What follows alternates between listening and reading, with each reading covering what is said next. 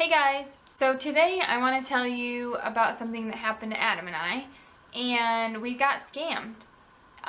It didn't fully come to fruition because we were using our heads and weren't falling for it. So I'm just going to tell you kind of the backstory. We put something on Craigslist to sell, a Bowflex machine, and we put it on there for $200. We've sold stuff on Craigslist before and had no problems whatsoever, so we thought we'd give it a go. It had been on there for a couple weeks probably when we got an offer. Now my husband was dealing with this, Adam was dealing with this the whole time, and he was just kind of relaying to me what I needed to know. So he said, oh, somebody got back to him or said that they'd take the Bowflex. I said, oh, okay. So then he said, I'm trying to think of like chronologically. Then he said something about the person, we thought it was a man, so he said the man's going to send us money, send us a check, and in that check he's going to give us money to pay a mover that has to come get this machine. And I said to Adam, what are you talking about? Nobody pays a mover. Now, in Adam's defense, he would pay a mover. So I think that's what he was thinking, like if we ever got caught in a jam, we'd have to pay a mover. It just, sometimes it happens, but if you're going to use a mover, a moving company, anything like that, you pay them outright. You don't go through your third party. There's no way I would trust a third party with my money to pay a mover. So right there, I knew this seemed like a big fat scam. So a couple days later, or maybe a week later, my husband said, oh, the guy said he sent the check FedEx. And I thought, FedEx? What are you talking about? So I looked outside. I didn't see anything because FedEx usually, I think you sign for it. No, maybe not always. Sometimes, I'm not really sure. Maybe it depends on the amount that it's worth. So I looked out there. There was nothing. He said, okay, maybe it's in the mailbox. So I went to the mailbox, and lo and behold, an envelope came, and it was priority mail, so it came through through the Postal Service. And I had asked Adam previously, where is this guy from? And Adam said he's from Florida. His area code was a Florida area code. I said, okay, that makes no sense. Like, we live in New York State. None of this adds up. So I got this out of the mailbox, and the address is Westminster, Maryland. Okay? That is this is too funny, you guys. I just peeled off the printed packing thing on it, which, I don't know. I wonder if they even paid the $5 to the U.S. Postal Service, or if they just like scammed the U.S. Postal Service too. Oh, see, there's a tracking number. That's interesting. So they most likely paid for this because there is a tracking number that has to work, and the guy knew it got delivered. That's why he had texted Adam. So Maryland, and I open it, and not only is the amount ridiculous, but this says Houston, Texas. And it's a cashier's check, and everybody thinks, oh, cashier's check is always guaranteed. You guys, it's not always guaranteed. So like I said, the Bowflex was on there for $200. Supposedly this guy's giving us money to pay the movers. Well, this check is for $1,720. There's no way I'm cashing this check, you guys. No way. So I called Adam, and I told him, and I said, what's this guy's phone number? I will be calling him. And he didn't want me to call him because I was furious. So he called it. He tried to call the number, and it wouldn't work. The number wouldn't work. It was only a texting thing. Honestly, I probably think the guy, I don't know how this would work. I'm sure there's a way, but I'm not a scammer, and obviously I don't do this. So I don't exactly know, but I know technology enough to think that there's probably a way that the guy has multiple cell phone numbers, but he's not doing it off of a cell phone. He's probably doing it on a computer, texting on a computer. I'm pretty sure that's probably a thing. So Adam tried to call, couldn't get through. Then the guy said because Adam said, well, why'd you send so much money? Like, that's ridiculous. And I was fuming, you guys. I was fuming.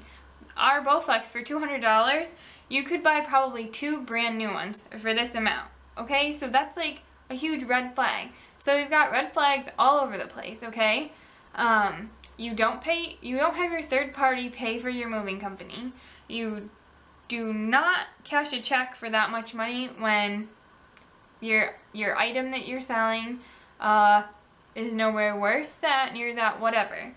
So eventually Adam said, oh, the guy said, told Adam, oh, it's to pay the moving company. And the guy said, okay, I can laugh about it now. I was furious in the beginning, but I can laugh about it now. He said the moving company is a, like, Chevy Silverado blue truck, and the guy getting out will be in blue overalls. You guys, are you kidding me?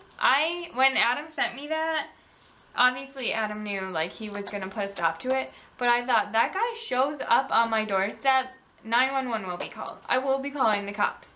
Like, there's no way I'm answering that to a crook. Like, I honestly, when Adam said a moving company was involved, I honestly, in my mind, had a picture of, like, 2 or 3, 4 guys showing up and, like, them stealing all of our crap. Like, literally, I really thought they were probably just going to rob us. Like, that's all I had in my head. So after Adam got that, Adam did text him back and said something about, you can keep your fake check, and we've called the cops, which obviously we didn't end up calling the cops. I'm kind of leaving a part out. I called my sister, who, she's not a police officer, but she's worked at the bank for many years. I was actually trying to think, she has probably been in the banking arena business for like 10 years. If it hasn't been 10 years yet, it's coming up on it. So I called her right away, and this is when I was like fuming. So I called her right away and I told her, she said, yeah, the check is fake, which I assumed so, because I said, there's no way I'm cashing this thing. So what they end up doing, the guy ends up doing is, okay, so say our item is $200 that we were selling, but the check is $1,700. I go and cash the fake check, and it's fake, so there's no money attached to it. So that means basically I just stole $1,700 from my bank, okay? So then the guy shows up, and I keep my $200 that I stole, and I give him wait, how much is it? $1,500. I give him $1,500 that I stole from for him? No. But that's what these scammers do. That's how they make a living. So then what ends up happening is, let me see if I can find the text messages. Oh, I erased them. What ends up happening is my sister said, your account, if you were to cash a fake check, your account could possibly be closed. You will get a letter from security from the bank, I guess, the bank security people. You obviously have to pay the money back, and you probably owe more than what you stole because there's fees attached to a fake check. Or even if you bounce a check, there's fees attached to it. So, I'm trying to think of what else she had said, but I think that was basically it. She also did say they see, on any given day at the banks that she's worked at, they see 15 to 20 of these fake cashier's checks come through. Now, when they come through, the cashier, the bank cashier, can and usually will reject it. Now, that's if they catch it. If they're too busy and they don't catch it, then you're going to accidentally cash it. You're going to accidentally cash a fake check, and you're going to fall for the scam. But 15 to 20 of these daily, and there's nothing the police can do about it. Not a thing, you guys. We have too much, like, money laundering, money fraud for the police to keep up with. So you fall for it, you have to deal with the consequences. And did I say that your bank account could get shut? I think that's one thing I was missing. Your bank account can be closed. You get the note from security.